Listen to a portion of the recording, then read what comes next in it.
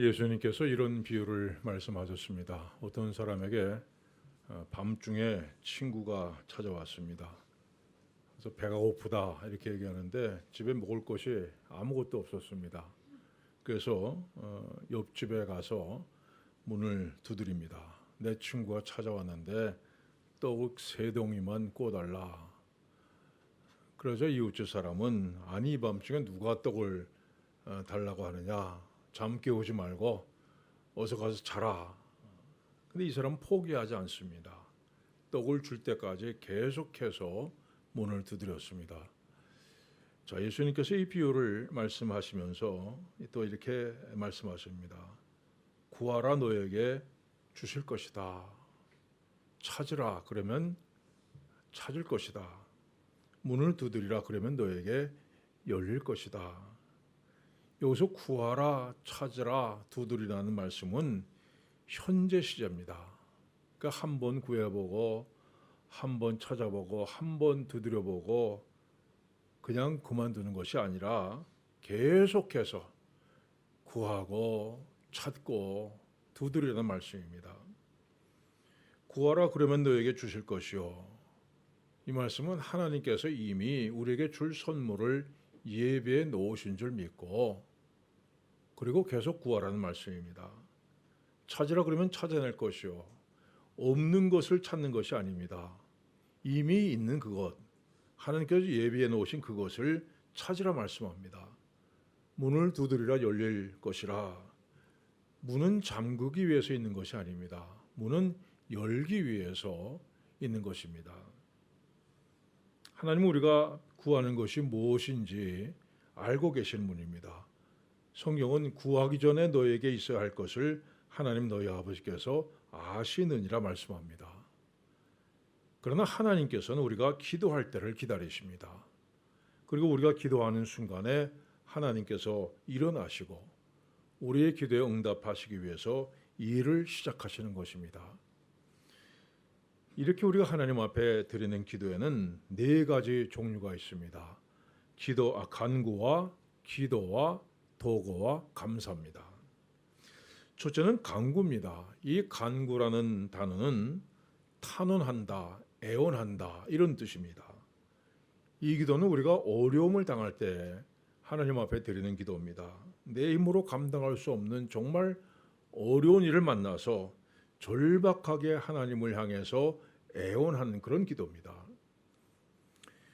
주전 701년 아스루 왕 사네립이 18만 5천 명의 군대를 이끌고 유다 나라를 공격해 왔습니다. 이 아수르의 수도 니느웨에서 발견된 진흙판 문서에는요, 이때 상황이 아주 자세하게 기록되어 있습니다. 아수르 군대가 46개의 성들을 점령하고 파괴했다. 20만 150명의 포로를 잡아왔다. 유다왕 히스기야는 새장에 갇힌 새처럼 예루살렘 성 안에 갇혀 있었다. 이렇게 기록하고 있습니다. 이 결국 유다왕 히스기야는 아수르에 항복을 하고 자기가 가진 모든 것, 성전에 있는 은들, 또 성전 문에 있는 금까지 다 벗겨주면서 항복을 했습니다. 자, 그런데 그냥 돌아간 듯 싶던 아수르가 다시 한번 예루살렘을 공격해 왔습니다. 이 아수르 군대는 예루살렘 성을 완전히 포위해서 성 안에 식량이 떨어지게 만들고는 이렇게 외칩니다. 여호와가 능히 예루살렘을 내 손에서 건지겠느냐. 너희가 믿는 하나님도 어쩔 수 없다는 얘기입니다. 자, 유다 나라는 그야말로 절망적인 상황 가운데 놓이게 되었습니다. 근데 이 상황에서 히스기야는 성전을 찾아갑니다. 그리고 아수르 왕이 보낸 협박 편지를 하나님 앞에 그대로 내어놓고 간구합니다. 여호와여 귀를 기울여 들으소서. 여호와의 눈을 떠서 보시옵소서. 사네립이 살아계신 하나님을 비방하러 보낸 말을 들으시옵소서.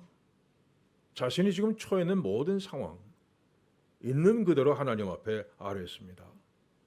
그래서 하나님께서 이렇게 말씀하십니다. 내가 아수르 왕 사네립 때문에 내가 기도하는 것을 내가 들었노라. 자, 내가 내게 기도하였다 이렇게 얘기합니다. 하나님께서 기뻐하시면서 내가 내게 기도했다. 왜 이제야 기도하냐? 여러분, 하나님 우리 아버지 되시는 하나님, 우리가 기도하는 것을 기뻐하십니다. 우리가 기도하는 것을 기다리고 계시는 분입니다. 우리가 세상을 살아가다 보면 정말 누구에게도 말할 수 없는 고통이 있고 남몰래 흘리는 눈물이 있습니다. 아무도 내 심정을 모릅니다. 그러나 하나님은 아십니다. 여러분, 그분은 우리 아버지가 되시기 때문입니다.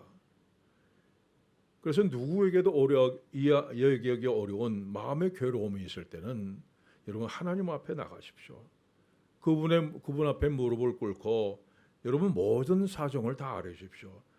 마치 아빠 앞에 선 어린아이처럼 모든 것을 다 하나님께 그대로 아뢰십시오. 하나님 그걸 기뻐하시는 분입니다. 하나님은 전능하신 분입니다. 여러분, 전능하시다는 것은요, 하나님이 계란을 던져서 바위를 깨트릴 수 있는 분이라는 뜻입니다. 상식적으로, 이성적으로는 분명히 계란이 깨질 수밖에 없는데 하나님이 계란으로 바위를 치시면 바위가 깨진다는 겁니다. 여러분이 전능하신 하나님을 믿으십니까? 그러면 하나님 앞에 나와서 간구하시길 바랍니다. 하나님의 능력을 간구하시길 바랍니다. 자, 두 번째는 기도입니다. 이 기도라는 단어는 하나님의 뜻을 구한다는 뜻입니다. 우리가 일반적으로 기도는 무조건 다 포함하고 있는데 특별히 이 본문에서 기도는 하나님의 뜻을 구한다는 의미가 있습니다. 자, 기도는 다 간구로 시작합니다. 내가 무슨 일을 만나서 이거 간절하게 구하는 이 간구로 시작하는데, 자, 우리의 간구가 응답되지 않았습니다. 정말 간절히 구하는데도 하나님께서 응답하시지 않을 때는 그때는 하나님의 뜻이 무엇인가를 구해야 됩니다. 기도라고 하는 건 근본적으로 하나님의 뜻을 이루는 겁니다. 우리가 생각하고 우리가 원하는 것에다가 하나님을 끌어놓는 것이 아니라 하나님의 뜻이 무엇인가를 구하고 그 뜻에 우리를 맞추어 나가는 것이 바로 기도입니다. 예수님께 십자가의 죽음을 앞두고 겟세마네 동산에 기도하러 올라가셨습니다. 자, 마지막으로 하나님 앞에 서서 하나님, 이것이 정말 하나님의 뜻입니까? 이 확인하는 기도를 들으셔야 됐습니다. 그리고 예수님도 육신을 입으셨기에 고통을 홀로 견디기 어려워서 제자들과 동행하셨습니다. 근데 이제 혼자 하나님 앞에 서야 될 시간이 왔습니다. 그 제자들을 뒤로 물려놓고 앞으로 조금 더 나가셨습니다. 그리고 홀로 얼굴을 땅에 대고 엎드려 기도하십니다. 내 아버지여, 만일 할만하시거든 이 잔을 내게서 지나가게 하옵소서. 그러나 나의 원대로 마옵시고 아버지의 원대로 하옵소서. 아빠 아버지여, 아버지께는 모든 것이 가능하오니 이 잔을 내게서 옮기시옵소서. 그러나 나의 원대로 마옵시고 아버지의 원대로 하옵소서. 내 아버지여, 만일 내가 마시지 않고는 이 잔이 내게서 지나갈 수 없거든 아버지의 원대로 되기를 원하나이다. 여러분, 근데 하나님은 끝내 침묵하셨습니다. 예수님의 정말 간절한 기도에 아무런 대답도 하지 않으셨습니다. 예수님의 기도는 예수님의 뜻대로 응답되지 않았습니다. 그러나 예수님의 기도는 하나님의 뜻대로 응답됐습니다. 여러분, 기도는 내 뜻을 이루는 것이 아니라 하나님의 뜻을 이루는 겁니다. 예수님은 간구를 통해서 하나님의 뜻이 무엇인지 확인하는 기도를 이루신 겁니다. 이 사도 바울에게 육신을 괴롭히는 질병이 있었습니다. 그는 이것을 내 육체의 가시다, 사탄의 사자라고 표현합니다. 이 바울이 병을 낫게 해달라고 하나님 앞에 간절히 기도합니다. 근데 하나님께서 내 은혜가 내게 족하다, 이렇게 말씀하셨습니다. 여러분, 이건 인간적인 차원에서 볼 때는 정말 절망을 의미합니다. 그토록 안타깝게 기도했는데 하나님께서 넌 받을 거 다 받았다, 더 이상 받을 거 줄 것이 없다 하셨으니 여러분, 이제 더 소망이 없는 겁니다. 이제 이 병을 평생 안고 살아가야 하는 겁니다. 하지만 사도 바울은 기도를 통해서 하나님의 뜻을 깨달았습니다. 그래서 이렇게 얘기합니다. 그러므로 도리어 크게 기뻐함으로 나의 여러 약한 것들에 대하여 자랑하리니 이는 그리스도의 능력이 내게 머물게 하려 함이라. 자, 내가 약해지니까 내가 약할 그때에 내 속에 그리스도의 능력이 머물게 됐다는 겁니다. 여러분, 그런 육체의 가시 때문에 하나님을 의지할 수밖에 없었습니다. 매일매일 하나님께서 힘을 주셔야 내가 일을 할 수 있습니다. 하나님 앞에 기도할 수밖에 없었습니다. 결국 육체의 가시가 그를 훌륭한 사도로 만든 겁니다. 사도 바울은 처음에 간구로 시작했습니다. 그러나 결국에 하나님의 뜻이 무엇인지 깨닫는 기도를 이루게 된 겁니다. 여러분, 진정한 기도는요, 나 혼자 하나님 앞에 서는 기도입니다. 고독한 기도입니다. 하나님과 오직 나만이 만나는 기도입니다. 여러분이 어려운 일을 만났을 때 그저 세상 모든 사람, 세상 모든 것 다 내려놓고 하나님 앞에 나와서 조용히 엎드리십시오. 그 일을 놓고 하나님 앞에 간구하십시오. 그리고 내가 하나님 앞에 드리는 간구가 응답되지 않는다면 그 다음에는 하나님의 뜻이 어디에 있습니까? 하나님의 뜻이 무엇입니까? 기도하십시오. 내 뜻을 버리고 하나님의 뜻을 따르는 기도를 드리는 여러분들 되시길 바랍니다. 자, 세 번째는 도고입니다. 이건 국어사전에 나오지 않습니다. 이 도고라는 단어는 기독교에서만 쓰는데 이건 무슨 뜻이냐면 다른 사람을 위한 기도 이런 뜻입니다. 흔히 중보기도라고도 얘기를 합니다. 자, 유다 왕국이 멸망하기 전에 정말 유다는 부패하기 이를 데 없었습니다. 온 나라가 썩을 대로 썩는 냄새가 진동했습니다. 자, 나라를 이끌어야 될 정치가들, 고관들은요, 성경의 표현에 비하면 마치 배고픈 이리처럼, 마치 피 흘리는 것을 좋아하는 사람처럼 백성들을 핍박하고 부당한 이득을 취했습니다. 이 백성들의 영적인 삶을 돌봐야 될 선지자들은 하나님의 음성을 듣지 못했으면서도 하나님께서 이같이 말씀하셨다. 이게 백성들 속였습니다. 점을 쳐주겠다 하면서 돈을 긁어 모았습니다. 또 하나님을 섬기는 제사장들은 하나님의 율법을 별것 아닌 것처럼 대수롭지 않게 대했고 성전의 성물들을 더럽혔습니다. 정말 온 나라가 부정부패로 가득 차 있었습니다. 자, 그래서 하나님께서 바벨론을 진노의 막대기로 사용하셔서 유다 왕국을 멸망시키고 포로로 잡아가도록 계획을 세우셨습니다. 근데 마지막에 하나님이 이렇게 말씀하십니다. 이 땅을 위하여 성을 쌓으며 성 무너진 데를 막아서서 나로 하여금 멸하지 못하게 할 사람을 내가 그 가운데서 찾다가 찾지 못하였으므로 내가 그 분노를 그들 위에 쏟으며 내 진노에 불러 명하여 그들 행위대로 그들 머리에 보응하였느니라. 자, 하나님께서 지금 죄악이 가득한 유다 왕국을 더 이상 참지 못하고 진노의 칼을 빼셨습니다.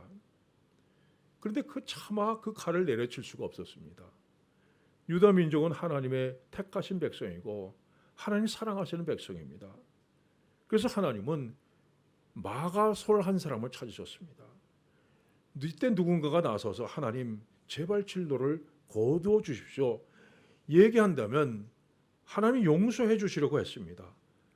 그런데 하나님을 막아서는 사람이 한 사람도 없었다고 말씀합니다. 찾다가 끝내 찾지 못했다 말씀합니다. 그래서 유다 나라는 결국 망하고 말았습니다. 여러분, 한 사람이라도, 단 한 사람이라도 유다를 위해서 기도하는 사람이 있었다면, 단 한 사람이라도 유다를 위해서 하나님 앞에 엎드리는 사람이 있었다면 유다는 멸망하지 않았을 겁니다. 한 사람 기도가 이렇게 중요합니다. 여러분, 한 사람의 도구가 이런 능력이 있습니다. 여러분이 누군가를 위해서 기도하는 도구를 하나님께서 분명히 들으십니다. 이스라엘 백성들이 애굽을 떠나 광야에 이르렀을 때 아말렉이 공격해 왔습니다. 신명기는 이렇게 기록합니다. 그들이 너를 길에서 만나 내가 피곤할 때에 내 뒤에 떨어진 약한 자들을 쳤고 아주 치사하고 정말 비겁하게 공격을 해왔습니다. 그래서 여호수아가 아말렉과 나가서 싸우러 나가고 이 모세는 산에 올라가서 손을 들고 기도했습니다. 모세가 하나님 여호수아가 이기게 해주십시오 기도하면 여호수아가 이기고 이 팔에 힘이 빠져서 팔이 내려오면 아말렉이 이겼습니다. 결국 아론과 훌이 모세의 팔이 내려오지 않도록 붙들어서 승리를 거두었습니다. 여러분, 이 전쟁에서 승리한 것은 여호수아가 전쟁을 잘해서가 아닙니다. 모세의 기도 때문에 승리한 겁니다. 여러분, 한 사람의 도구가 이런 놀라운 일을 만들어냅니다. 여러분이 다른 사람을 위해서 도구할 때 하나님께서 분명히 들으십니다. 여러분이 하나님의 자녀된 특권을 놓치지 마시기 바랍니다. 특별히 본문은 임금들과 높은 지위에 있는 모든 사람을 위하여 하라 말씀합니다. 근데 그 당시 임금 중에서 가장 높은 임금이 누굽니까? 사도 바울 당시에 가장 높은 임금은 네로 황제입니다. 그리고 몇 년 후에 바로 이 네로 황제의 명령으로 사도 바울은 참수형을 당해서 죽습니다. 그런데 사도 바울은 바로 그 네로 황제를 위해서 기도하라 이렇게 얘기합니다. 여러분, 그 이유가 뭡니까? 이는 우리가 모든 경건과 단정함으로 고요하고 평안한 생활을 하려 함이라. 여러분, 이건 육신적인 삶을 얘기하는 게 아닙니다. 경건, 단정, 고요하고 평안한 생활은 모두 영적인 겁니다. 신앙적인 겁니다. 경건이란 뭡니까? 하나님 앞에 서는 사람을 얘기합니다. 단정이라고 하는 것은 다른 사람을 막대하지 않고 존중하고 품위 있게 대하는 것을 얘기합니다. 또 고요하고 평안한 생활은 어떤 환경 속에서도 흔들리지 않은 마음의 평안을 얘기하는 겁니다. 결국 다른 사람을 위해서 도구하는 것은 우리를 영적으로 성장하게 만들어줍니다. 내가 아무리 미워하는 원수라고 해도 그를 위해서 기도한다면 미워할 수가 없습니다. 그를 위해 기도하면서 점점 그에 대해서 이해하게 되고 사랑하게 되고 용서하게 되고 그를 존중하게 됩니다. 그 결과가 뭡니까? 하나님 앞에 더욱 경건해집니다. 사람을 대할 때 더욱 품위 있게 대하게 되고 마음속에 고요함과 평안을 누리게 됩니다. 이것이 도구하는 사람이 받는 복입니다. 스데반은 항상 다른 사람을 위해 도구하는 사람이었습니다. 그래서 그는 마지막 순간까지 자기에게 돌을 던지는 사람들을 향해서 주여 이 죄를 그들에게 돌리지 마옵소서 이렇게 기도했습니다. 그리고 그가 눈을 들어서 하늘을 바라보았을 때 예수님께서 하나님 우편에 서 계신 것을 보았습니다. 여러분, 왜 예수님께서 보좌에 앉아 계시지 않고 서 계셨습니까? 스데반을 기다리고 계셨습니다. 스데반을 맞이하려고 어서 오너라 두 팔을 벌리고 서 계셨습니다. 여러분, 이것이 다른 사람을 위해서 기도하는 사람, 특별히 자신을 핍박하는 사람들을 위해서 도구하는 사람들이 누리는 복입니다. 여러분들의 나라의 지도자들을 위해서 기도하시길 바랍니다. 그들이 잘하든 못하든 그들을 위해서 기도해야 됩니다. 또한 내 마음에 안 드는 사람들, 그저 날 미워하는 사람들을 위해서 기도하시길 바랍니다. 하나님께서 무엇보다 내가 그들을 위해서 기도하는 동안에 점점 내 믿음이 성숙해지길 원하십니다. 자, 그리고 네 번째는 감사합니다. 이 감사라는 단어는 전적인 신뢰와 평안 이런 뜻입니다. 전적으로 기도를 감사함으로 믿고 드리는 거죠. 예수님께서 떡 5개와 물고기 2마리로 이걸 손에 들고 기도하십니다. 하늘을 우러러 축사하시고, 이 축사라는 말은 뭐 결혼식 축사 이런 뜻이 아닙니다. 이 축사라는 말은요, 축복과 감사라는 뜻입니다. 자, 지금 이것밖에 없습니다. 떡 5개하고 물고기 2마리밖에 없습니다. 근데 예수님께서 하나님을 전적으로 신뢰하고 하나님 감사합니다 기도하실 때 여러분, 하나님께서 5,000명이 먹고도 남게 하셨습니다.